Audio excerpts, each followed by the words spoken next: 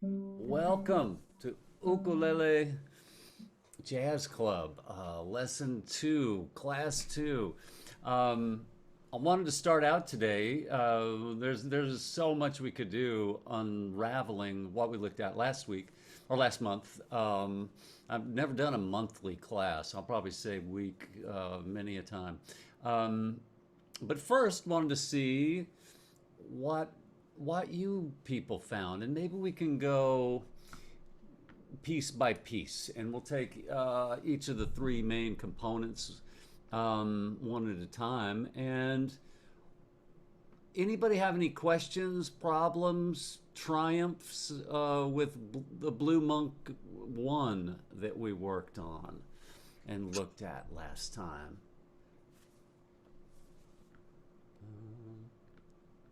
Okay, Virginia, chime in. Um, I would just say, I guess, in the triumph category, I have this friend that I get together and play with every week. We spent some time with Blue Monk, and we had tried it before, but of course I couldn't get that low note. So when we played in C, I can, and I was trying to improvise, and some of it sounded fun. That's a triumph. That's what There I you got. go. Awesome. Well, let me put this to you then. What is the hardest part of Blue Monk, this single note version? Is there anything hard about it? Yeah, Christine. You're muted. You're still muted.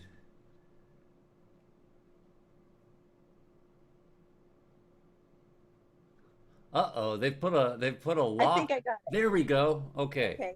Yes, I love that tune. I've always loved it. But I think trying to play it on the uke to get that timing just right, the Mm. syncopation, is very challenging. I mean, when I hear it and I can sing it, and seems easy, but once I'm actually executing it, to really get what the sound you have is really wonderful. How you get that line da da da da da da da, just right, you know. Oh, well, thanks. Yeah, and I could not agree more with you that the hardest part is not da da da da, or Right. is it da da da da? No, it starts to get tricky. Da da da da da da da da da. But then we've got da da da da. And if whoever's playing could mute, that'd be awesome. Um, and when it turns around, Thelonious Monk does an insidious thing. One and two and three and four and two and three and four and one, and he moves the riff that we've played on beat one every time one beat over. That sounds like, well, how hard could that be? It's Um, really hard because when you come out of that, most of us have no idea where we are. that's and right. and that's a really good it's a good thing to, even if you can count this way, uh, I should have been like a drum major or something, but one and two and one and two and one and two and three and four and just, you could even just have like a down up kind of motion, and the down is a number and the up is an and. It can give you a sense of that. But there's the mentally getting it, physically getting it, not getting lost. Um, and then if you're playing the chords, I feel like it's really easy, except you've got to realize that they're starting in the middle of a movement. The line is, and yeah, that's the trick with that one. Any questions or problems fingering stuff, or doctor's visits? Nothing with Blue Monk. Okay. Well, excellent. Um, I will demonstrate some stuff with that when we look at the second version. How about this blues to jazz kind of evolution? Any questions with what's going on there, or I think more importantly than understanding it is playing it. And I feel like by playing it, we can have a shot at understanding it. But by trying to understand it first, it's kind of a useless proposition. Um, I had Anybody? a Yeah, question. yeah, Val. I had a question Oh, um, okay. Go ahead, Ghazi. about the A major seven for small arthritic neuropathic fingers. How would you recommend playing that?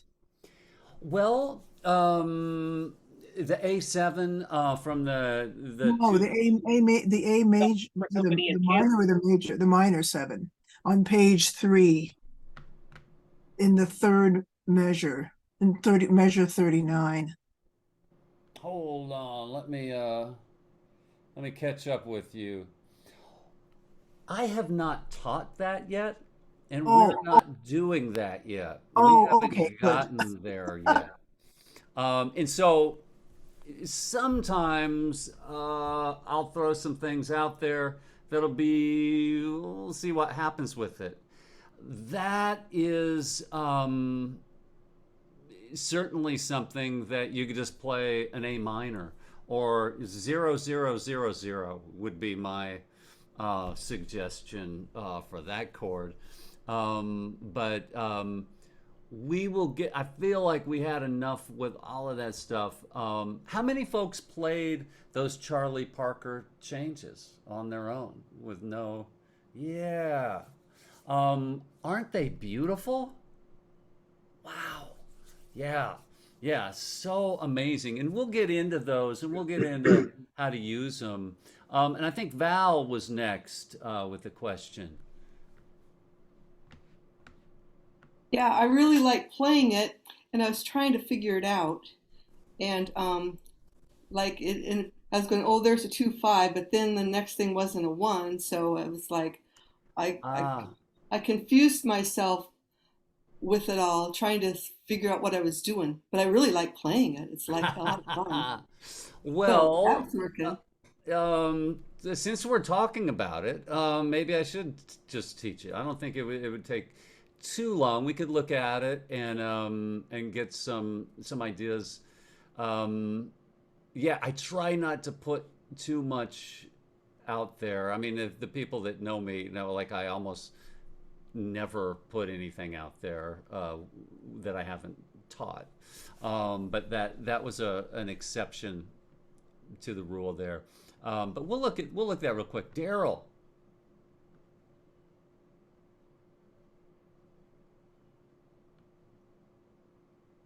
All right. Yeah, Kevin, I had not a real serious question, but just one that I was curious about more than anything else. Yeah. In the blues world, on the turnaround, we go from a 5-4-1 and then cap it off with a 5. Mm-hmm. But what we're doing here, uh, we're not. I don't know if it's because of what we're playing it to, or if that's a general rule. In jazz, you just don't necessarily do that. Even though it's 12 bar, like we're going, like you're holding.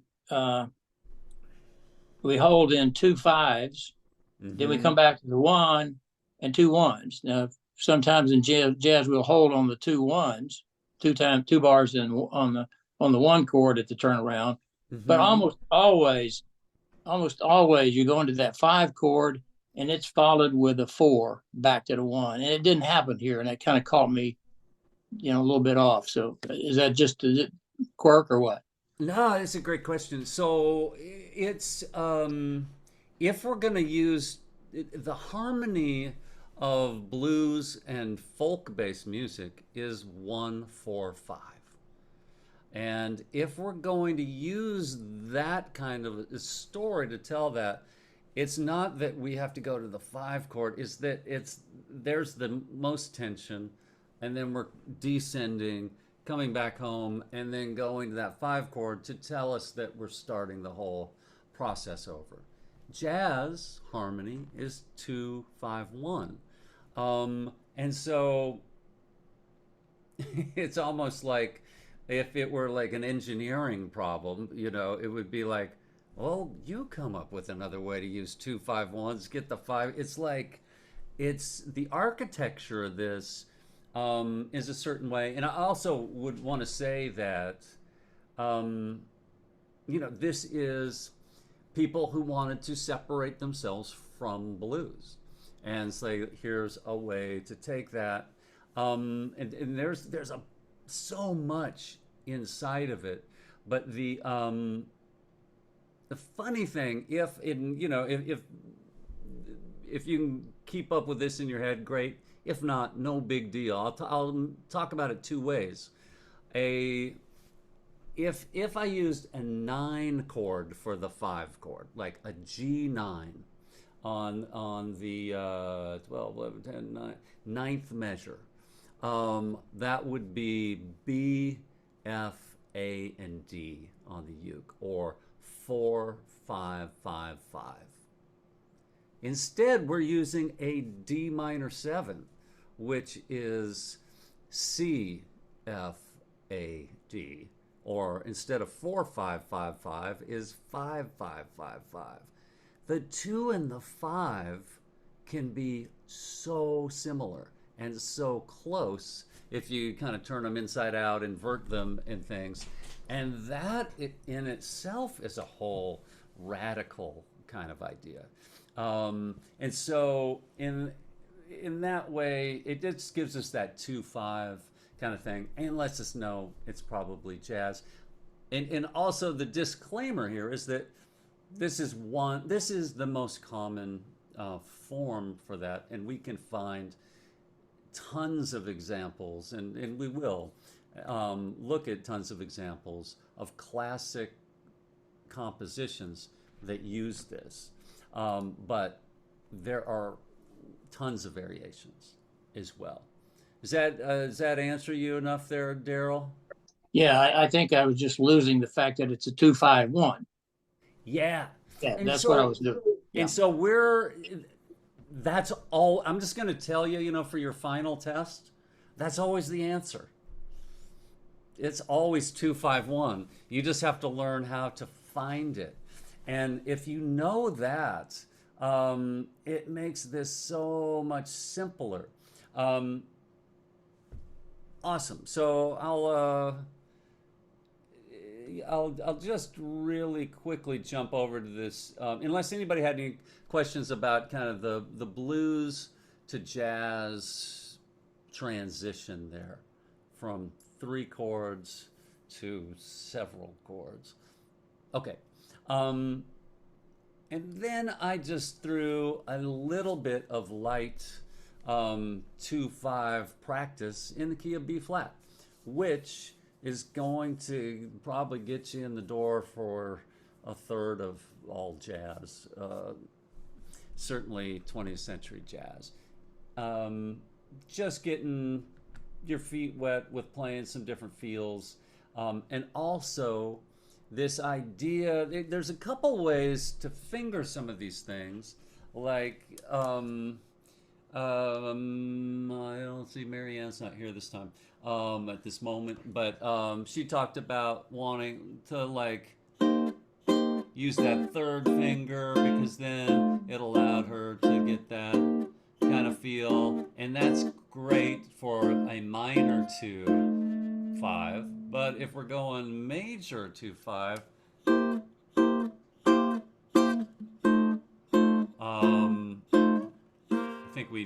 I would highly recommend borrowing. And then it's like, why have 2 ways to play 2-5? So my thinking on that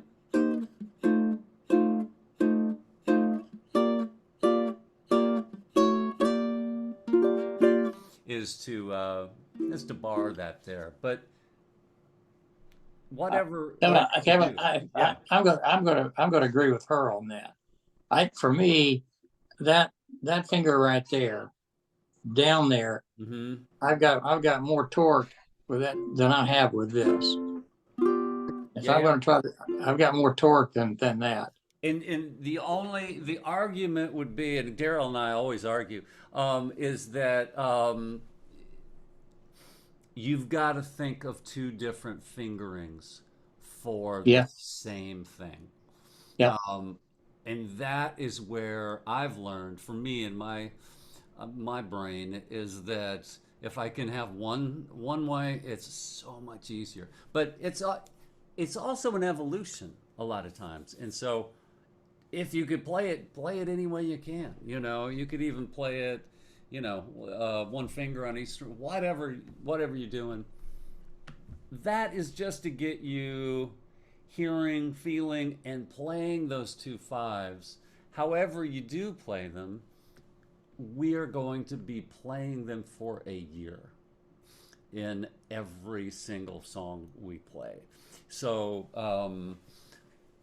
I don't believe we'll have a song that doesn't have a 2-5 in it. Let me check this chat here. Why is it not? Okay. Okay. Let's look at these Charlie Parker changes really quick, and I'll go ahead and do a screen share for a second and talk through it, and then I'll play through them so we can have kind of the mind part of it, what it is, and then the hand part of it, how to do it. And here we go. And let me share sound. All right. Let me know if we're not seeing that correctly. And let me keep in touch with you guys. Okay. So let me make this. Wow, that's weird. Huh. Hold on. This never happened. Okay. So these Charlie Parker changes. The first chord is a major seventh, which is so not a blues sound, with the C major seven. Then we're building a chord really off of the seventh tone, but to get this B minor 7 flat 5, and want to get you used to hearing that terminology because we're going to hear it a lot. Really powerful chord in jazz, and a B minor 7 would be 2 2 2 2, and here we have 2 2 1 2. That F is the flat 5, but that gives us a 2 of B, a 5 of E7, the dominant chord, and the 1 of A minor 7 right there. And so we have that little 2-5-1 cadence in the second and third measure, followed by the 2-5-1 we're familiar with, that here's the vocabulary word, tonicizes the 4 chord, where we're turning that 2-5-1. Now here it could be argued that we're tonicizing also the 6 chord, or the relative minor of the 1. And so there's so many relationships within relationships, but this is, wow, what genius this whole part is. Going from that F7, then where we went and built a chord off the third of that, we built an A diminished 7. In our other version, we're building an F minor 7. We're going from major to minor to a B flat 7. Anybody want to tell me what that relationship is? You don't even have to raise your hand. Just scream it out. Um, Anybody see what F minor 7 to B flat 7 is? What relationship that is? 2/5 of the E 2/5. Yeah. It's a 2/5, not of the E, however, but it's a 2 of the E 5 flat. of E flat. How Yeah. about E minor 7 to A7? What's that relationship? 2/5 to D minor 7. Check. Right, 2/5. How about E flat minor 7 to A flat 7? Should be D 2 flat, 5. but it's G7. It's what's that? Shouldn't it be E flat, A flat, D flat minor instead of D minor? If it was a 2/5/1, but what relate we had a 2/5 here, a 2/5 here. This is also a 2/5. Notice that the chord shapes are exactly the same. So when the chord shapes are the same, the relationship is the same, which is a good thing to know. And then we've got a 2/5 and our 1/6/2/5 deal. But this whole thing is so wonderful. Just the sound of it.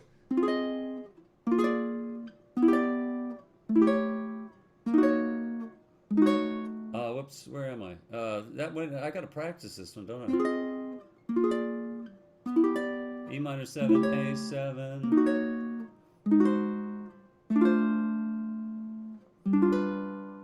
It sounds like round midnight, Kevin. Yeah, and all these chords get used in a lot of different ways, but it's such a beautiful movement. And could anybody describe other? So we've got this series of 8 chords here, and they are 2/5s, 2/5, 2/5, 2/5, 2/5. How is the movement between those? Anybody see anything going on? I see a chromatic line. Chromaticism right there. Yeah, exactly. And if we skip the 5s, we would be doing something, like this.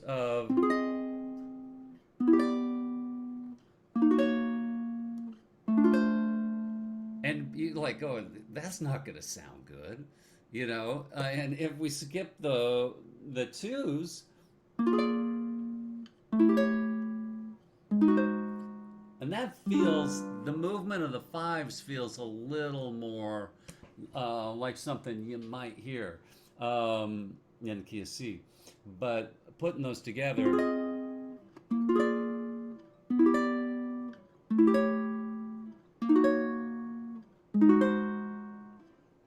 it creates such a beautiful movement there.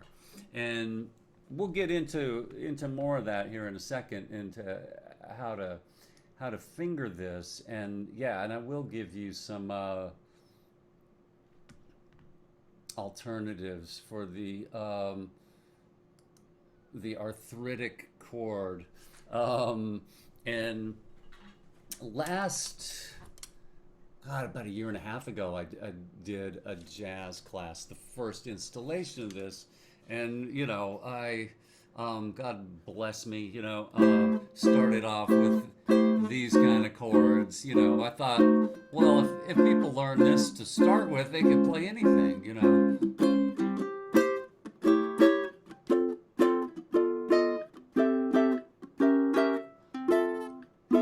After months, people could play it, but it takes a little while. I'll pin this for the video watchers, and I'll just go through these chords for a second, and having this great kind of Mr. Sandman chord.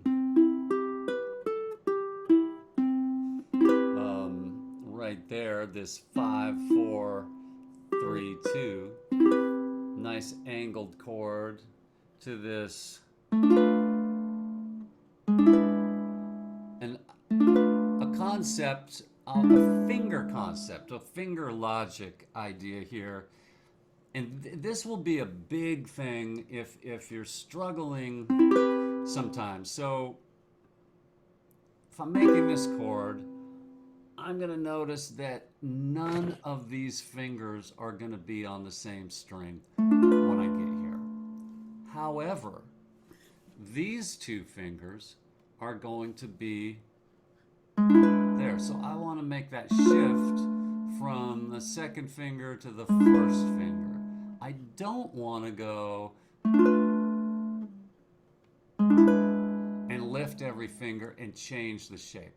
And so I've got that second finger on the A on the second fret, and third finger on the D, first finger on the F, pinky on that B, and then I can switch there, and I don't get to keep any of those for this next chord that is very much the crippler. That's what I'll call this one. This A minor 7, which is also a C6, depending on your bass player. But we could also take this and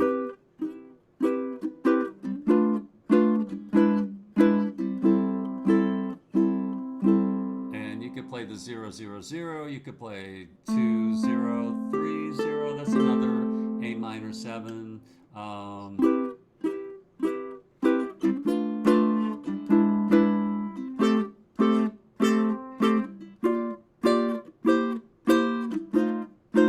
And then we have our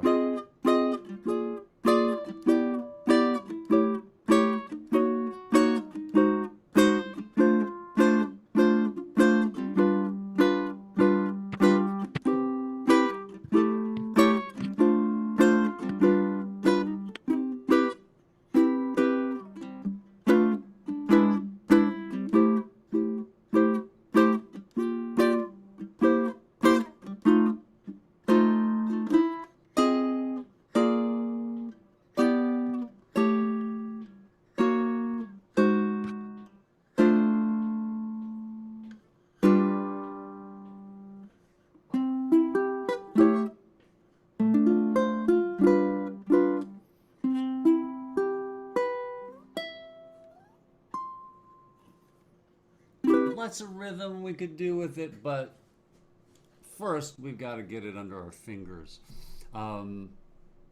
It's amazing to come up with lines over this, and we'll talk about that as we go. This one I feel like might be, if you were newer to the instrument, newer to these kind of chords, might be a rude awakening of sorts. You can certainly grab any chord book and say, well, here's an easier C minor 7. You know, there's a lot of ways you could play this and simplify it, but not here.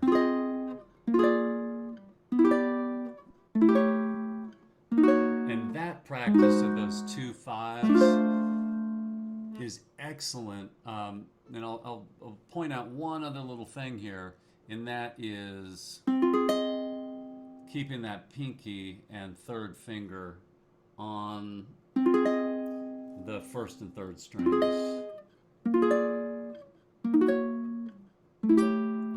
Whoops, sorry. Not used to holding this at this angle.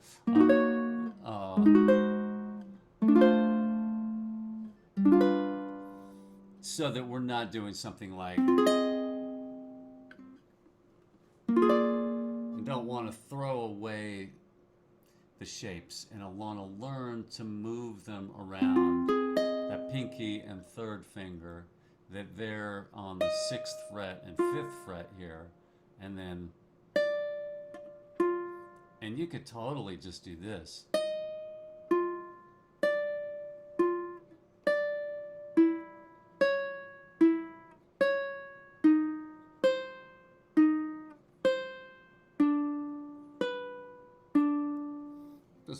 you know, that would be a musical kind of thing to play there. But just showing you that and trying, it's going to force me to slide along the frets instead of playing a chord, lifting, starting over again, and keeping that anchor finger, we could call that, or in this case, two fingers, will make that a smoother proposition eventually. And it might be harder at first if you're not used to it, but a great skill. All right. Well, I have a little question. Yeah. So the invert blues in the second chord, B minor 7 flat 5. Mm-hmm. Is it also the same name? I mean, with B diminished? Is it because I remember B minor 7 flat 5 mean diminish, but I remember the shape of diminish as like this, like. Yeah. But so why? there are diminished sevens and there's diminished chords. This would be, I think, Half diminished. closer, to a half diminished, a B half diminished. And a lot of these will have different names, but the minor, I think, is, and that B root, I have never seen in the key of C a B half diminished used in a song in my life. And I've seen the minor 7 flat 5, you know, thousands of times. So yeah, it could be called something different, but if we were in a different key, you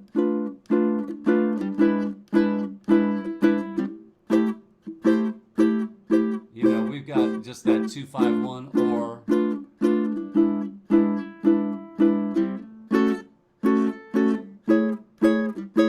you know, whether it's major, it could be major or minor there. Well, awesome. I'm gonna keep on plugging along and jump into the second version of Blue Monk. I don't know what. Could I just get a clarification? Sure. So I saw the 2 5s in the run and I understood that. So the deal is the 2 5s next to each other, they work together because of the chromatic, and so the fact that they're on both sides of the circle of fifths is because they're to get chromatic. And so because I kept seeing the 2 5s, but I couldn't figure out why the 2 5 was that they were together, and it's just what works for being chromatic and going up or down. Yeah, I think, you know, I can't speak for Charlie Parker, but I can say that the 2-5 makes you want to hear a 1. But when you 2-5, 2-5, and you know you're going to end up on, it's almost like it's reverse engineered. And like, okay, of course we're going to end up on the D minor 7, G7. What's another way we could get there? And it's like, well, if we went up to here, da da da da da da da da, then it's just right there. And awesome change, but it didn't. I don't think it probably came about any other way than somebody trying something different and saying, oh, you could do this, or and I'm certain, you know, it's a piano kind of movement too, or or some other song might have had that movement. Go, oh, well, hey, but it wasn't used in blues exactly. Who knows? But it's not like there's. I just want to make sure there's no idea that there's like the concept exists and it's a thing you do. It's like somebody used it for a sound as a different way to get somewhere. And eventually we want to have these in our heads and in our ears so that we can start to recognize them, and not just be totally lost. Yeah, does that clear that up enough for you, Val? Okay, Thank you. Yeah, thank cool. you. Yeah, yeah. All right. Well, I want to harmonize Blue Monk for you. And to me, once I hear a single note version of something, and then even just a two note version, how's it go? Yeah. I can't go back. It just sounds so like I'm missing so much there. I'll just play this for you first.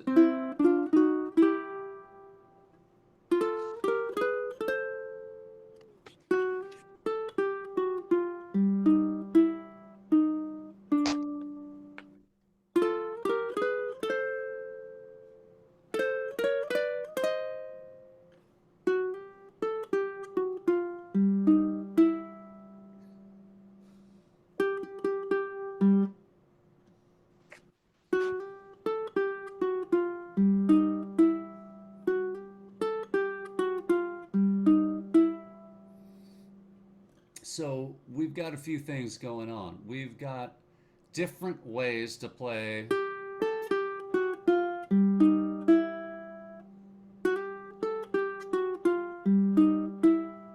and so I'm using this as an introduction to different fingerings and ways to get around the instrument, and also ways to harmonize. The first thing I want to say with this, there's only two shapes in these chromatic ascending lines, and they're the parallel shape of C and E, and then there's kind of the angled shape of D and F. And if you think of it that way, it's really simple. 0, 0, 2, 1, 3, 2, 4, 3. So I want to have that shape at the ready. And of course, I could play a kind of classical style. I could play it with a thumb and a finger. However you want to do that, and it works great with the thumb. A little mellower there. And then it's the same thing here. Parallel shape, angled shape. And then I've got this new way of playing.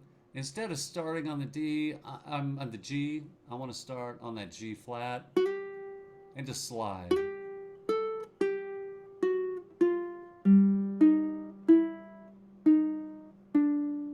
And I've got that 1 and 2 and 3 and 4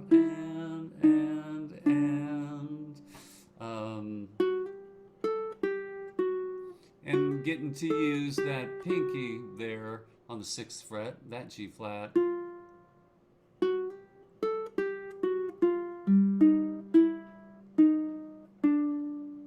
then we go back up to our parallel angle, and we stay on the angle.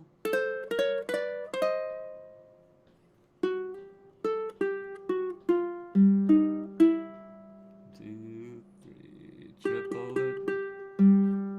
3, 4 and 1, 2 and 3 and 4 and 1, 2 and 3 and 4 and 1 and 4.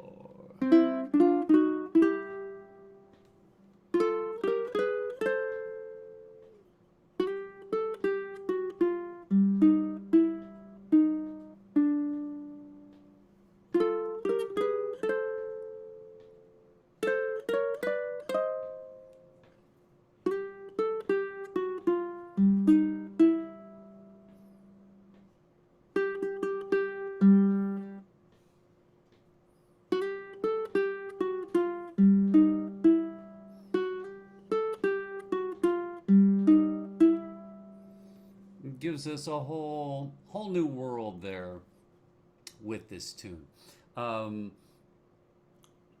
Totally new fingerings. I've got it all tabbed out for you. it also gets us moving, shifting, where I'm, in this open, let's really like open first position, second position, third position, fifth, sixth, second, third.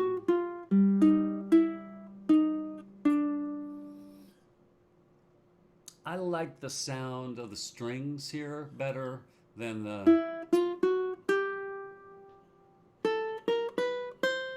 this first version. Just sounds different. We get a little bit more of the lower strings have a little more mellow sound to them. It's all written out for you. It's there, but it may take some time to get it under your fingers.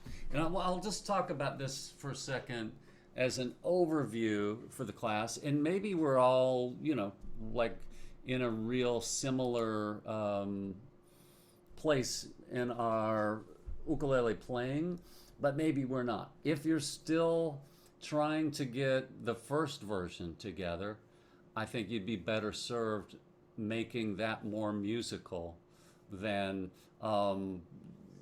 stumbling more on this harder version. But it might be easier for you.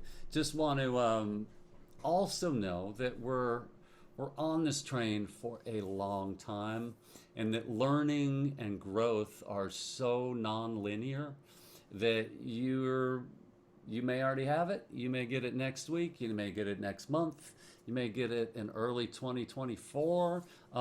Everything may come to you in a flash. It may come in little drips. We're all different. So just want you to stay the course and not feel a pressure to keep up and play every single thing. And the people that can play every single thing, I'll be looking for ways to challenge you more. But just kind of gauging this and giving you some perspective on learning.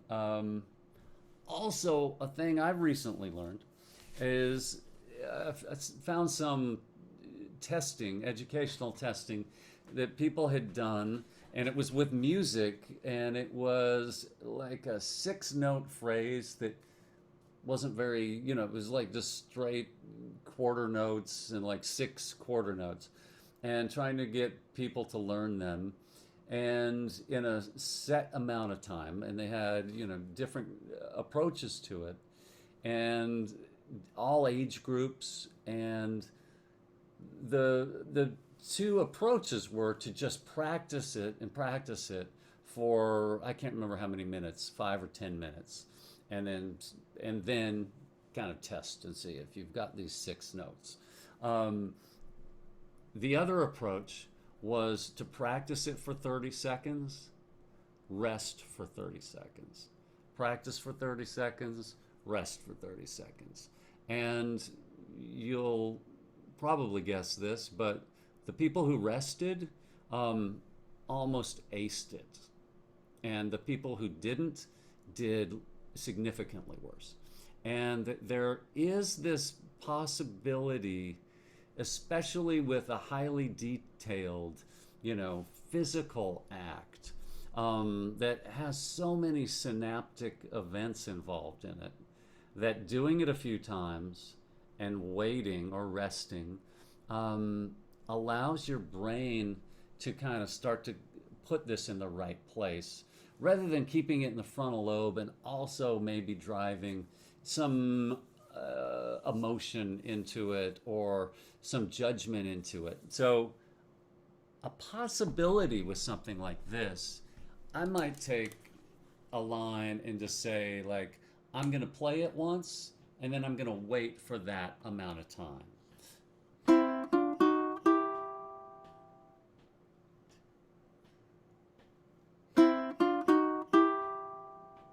1, 2, 3, 4, maybe the other line. 1, 2, 3, 4. Then I'm keeping a relationship with rhythm, and I'm playing and resting and kind of have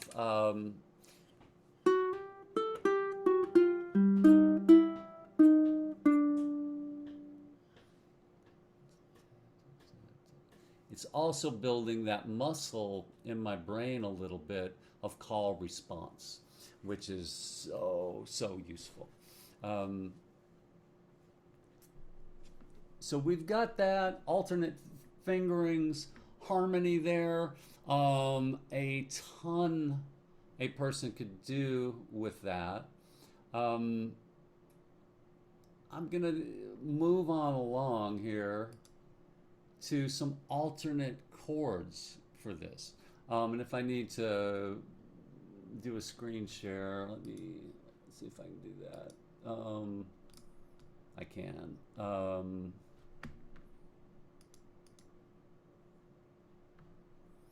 We'll go ahead and do that.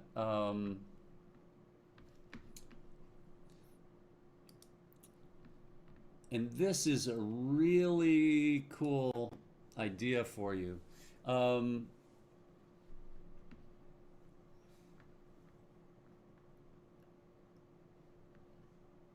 that is, if I have a 7th chord, I could make it a 9th chord, or in this case, a 13th chord. You can see both. You know, if I put my pinky, let's say, on the 5th fret of the A string, that's a C9. If I put my 3rd finger on the 5th fret of the E string, that's a C13. There's 3, 4, 5, 3. That's a jazz sound. Now, also, we'll point out that, let me go a little bigger here for you. There we go. That this is a 5-note chord. And so we've got flat 7, we got the 3, we got what's the 13, we've got the 1, we're missing the 5. And if you were going to skip a note in a chord, the 5 is kind of like the unheard, unfelt pillar of the chord. So the easiest one to throw out.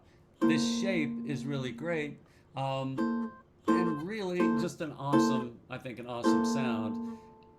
Really different than going from now C13 to F9. And again, this is another 5-note chord. We've got the A, the E flat, the G, and the C. This time we're leaving out the 1. There's no F in this F9. But our bassist would definitely be keeping it real by playing something in the F there. So those two sounds, rich, jazzy kind of sounds, at least to my ear. Okay, didn't get another message. Okay, and so I'll play through these changes a little bit and give you a different rhythm.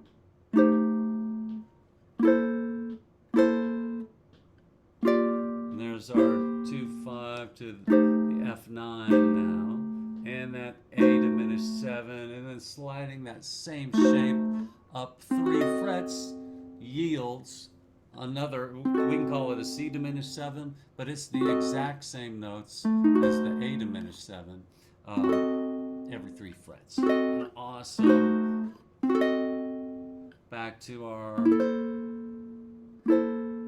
and our old friend, the E minor 7, A7, and then a D minor 7, and then I hit you with this awesome shape here, and I'll demonstrate it finger-wise, but I got my first finger on the B on the 4th fret of the G string, 2nd finger on the F on the 5th fret, A with my 3rd finger, and my pinky on the E there. A G13 to a G9 with that same rhythm.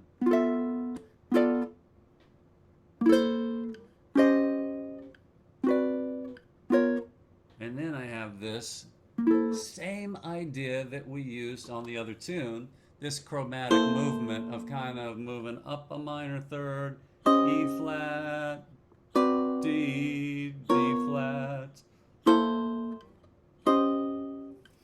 Same shape, they're all 13s there at the 3rd fret, 6th fret, 5th fret, 4th fret, and I'll let you see me now, and I'll talk about, I'll just play along with this a little bit. Hopefully at a reasonable tempo, but here it is.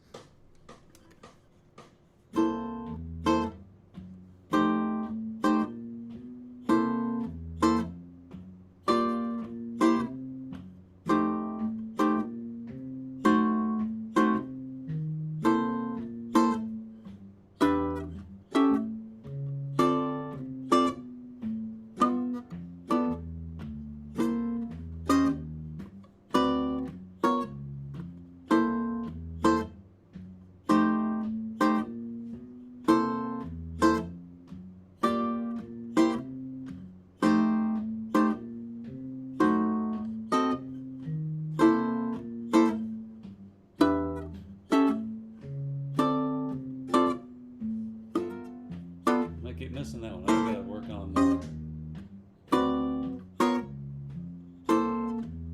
one more time here.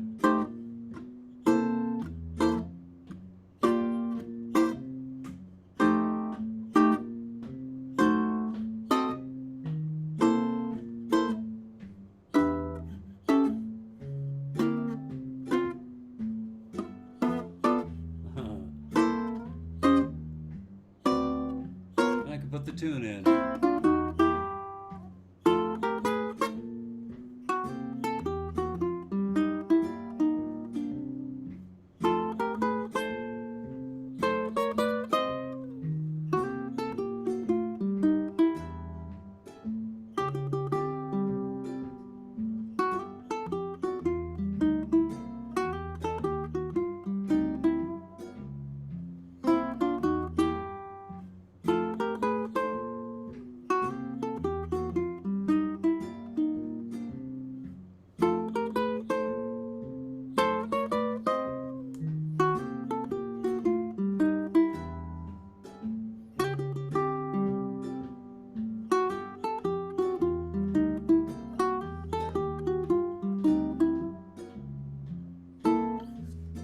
And so we've got a whole bunch to work with here, and wanted to just make sure we can understand some of the ways in which you can work with this.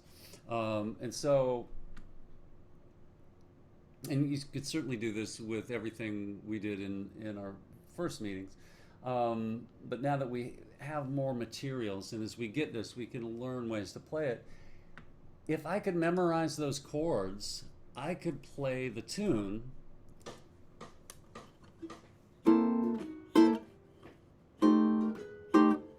and play along with it.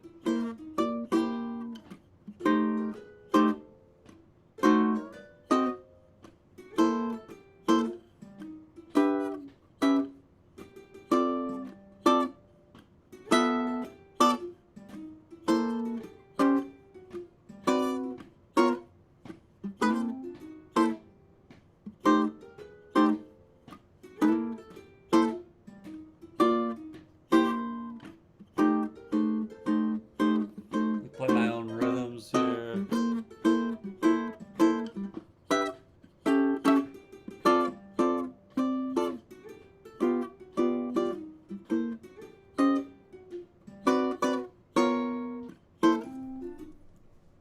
Could play along with the tune. I could play the chords against the tune. And then, of course, when the chords are playing, like I demonstrated, I could play the tune.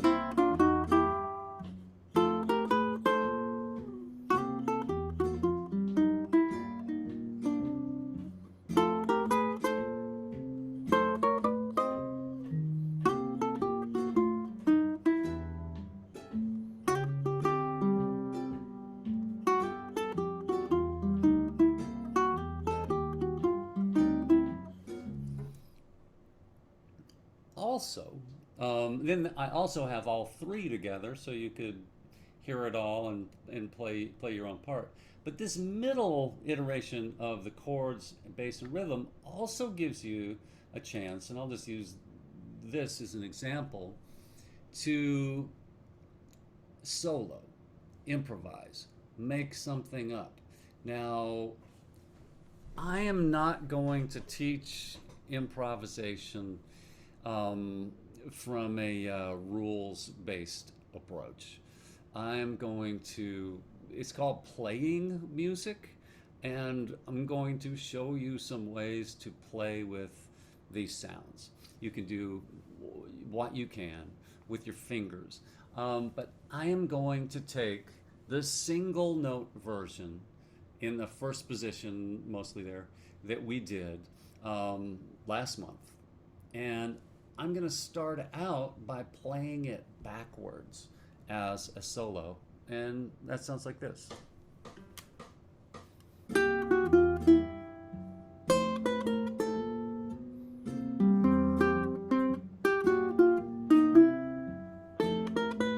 Ah, I forgot.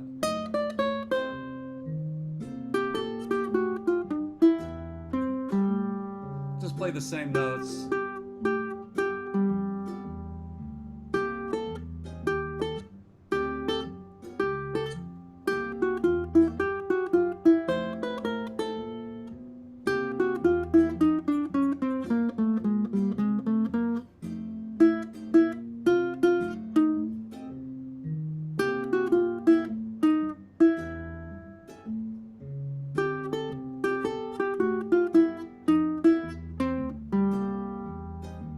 Just playing the notes from the tune.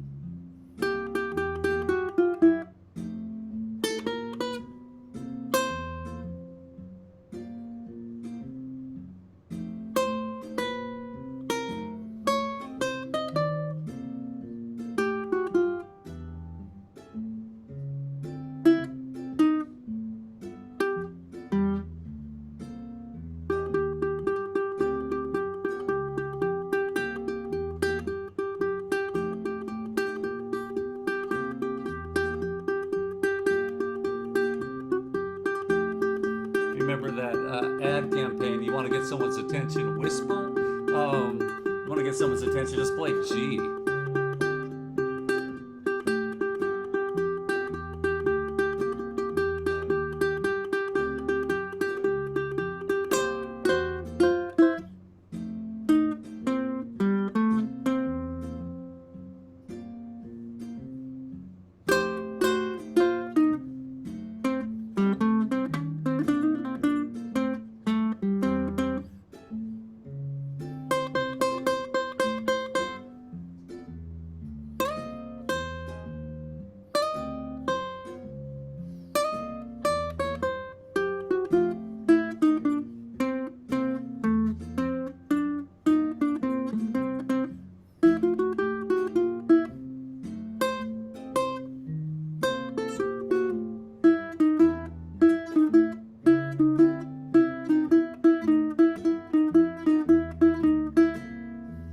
I just want to find something that sounds good. It could be one note, one phrase.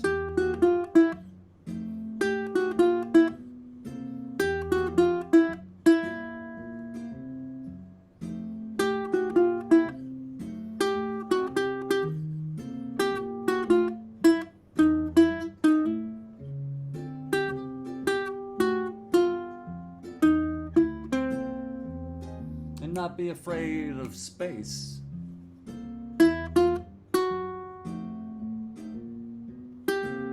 And tension.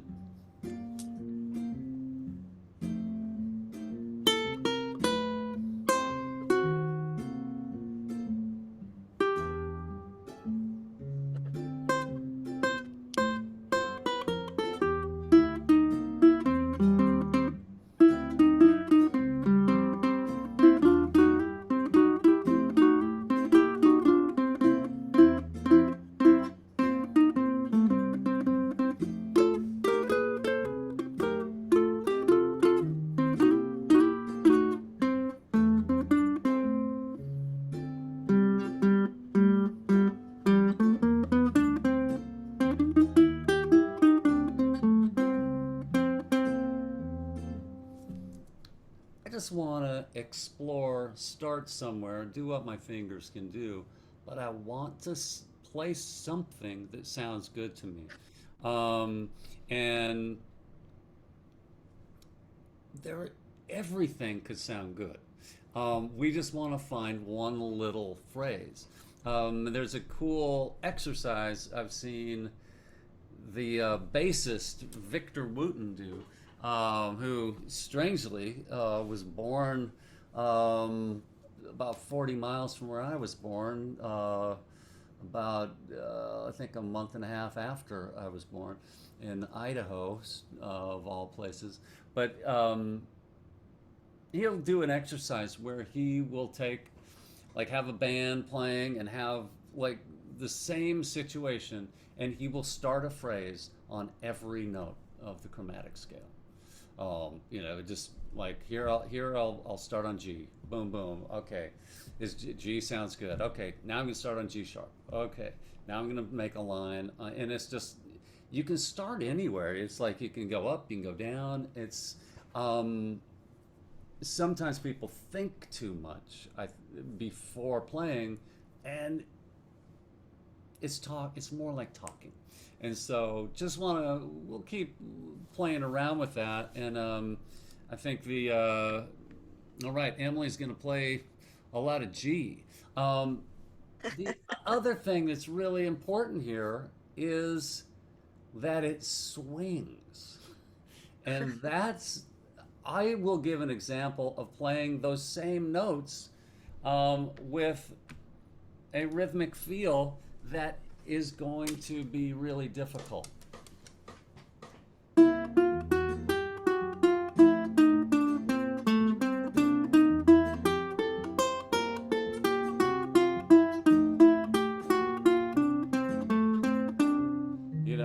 It's just the long and the short notes, and then if we hold one out or have some rests in there, it gives us all these cool things,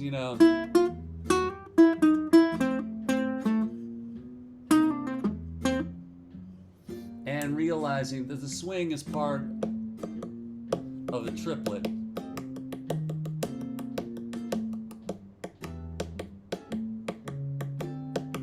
Triplet, and that the triplets, especially in blues, always rock.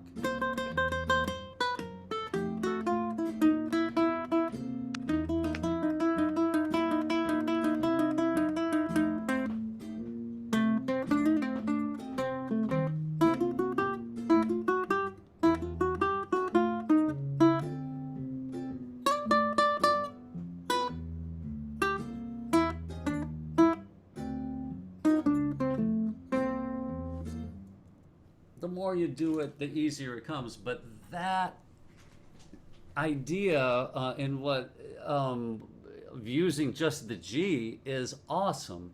The 5 to me is the safest bet of any note you could pick in the scale, and it forces you to find a rhythm. Again, that sounded cool. Whatever, I don't know what I was doing. Doing like an organ thing, like a Jimmy Smith thing,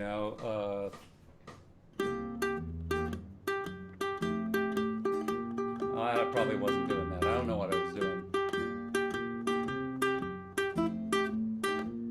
You can do off beats, but again, if I go, and that can be a cool effect because it drags against that, and two, and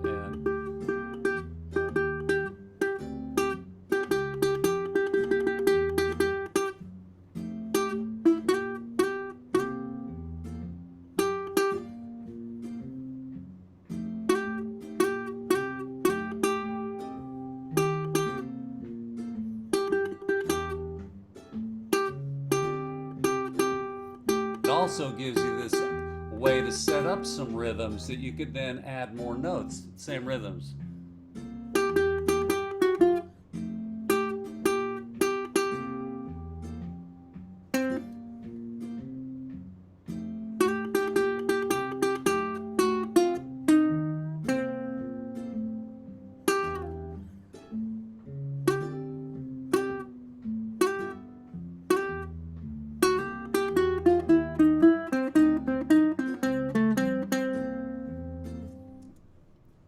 kinds of possibilities and ideas with this. But every tune that you learn is your ammo, your fodder for improvisation. So I'm gonna hold on, remove this pin, see what you all look like. We are at our designated break time. Unless anybody has just a burning question, let's take a 5-minute break and we'll come back. All right, I'll see you shortly.